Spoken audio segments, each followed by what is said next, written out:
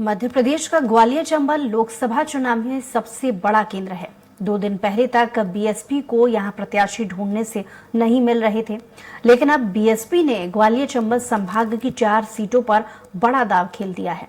BSP ने यहां कांग्रेस के बागियों को चुनावी मैदान में उतारकर कांग्रेस का गणित तो बिगाड़ ही दिया है, साथ ही त्रिकोणीय मुकाबले की स्थिति भी पैदा कर रही है। देखिए इसमें खास रिपोर्ट।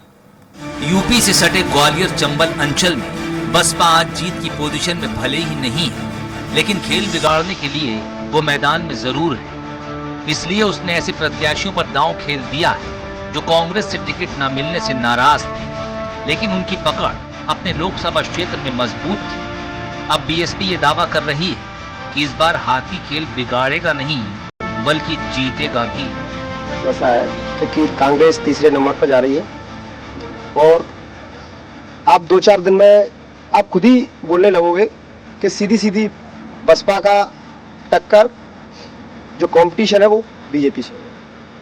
बीएसपी ने ग्वालियर लोकसभा सीट से कांग्रेस के बागी कल्याण सिंह कंसाना, मुरैना से भाजपा और कांग्रेस से बगावत करने वाले व्यापारी रमेश गर्ग को टिकट दिया है, तो वहीं कांग्रेस के राष्ट्रीय प्रवक्ता और पूर्व प्रत्याशी देवाशीष जरारिया को भी मैदान में उतार दिया है।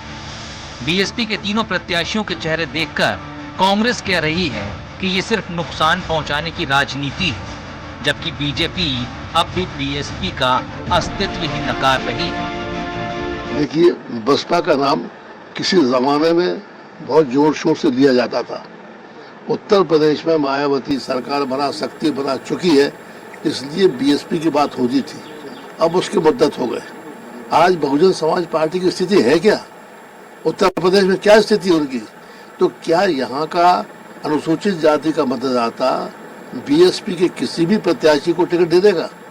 और इसलिए दे देगा, जानती है, अनुसूचित जाति के लोग जानते हैं कि मायावती बिक चुकी है, तो वो उनके कहने पे वोट आए बाएं नहीं होगा। देखिए, इस समय जो बहुजन समाज पार्टी के जो प्रत्याशी आए हैं, चूंकि कांग्रेस का जो अस्तित्व था इस अंचल में, जो कांग्रेस से और भाजपा की टक्कर थी, तो अब कांग्रेस कहीं भी टक्कर में नहीं है।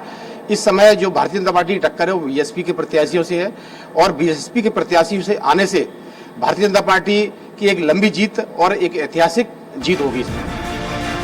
ग्वालियर चंबल अंचल में एक बात तो तय कि यहाँ का मतदाता जातिवाद और क्षेत्रवाद के आधार पर ही मतदान करता है।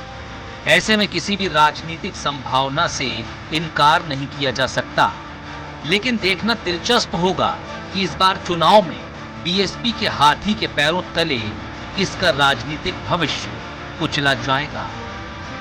स्वराज एक्सप्रेस के लिए ग्वालियर से विनोद शर्मा की रिपोर्ट।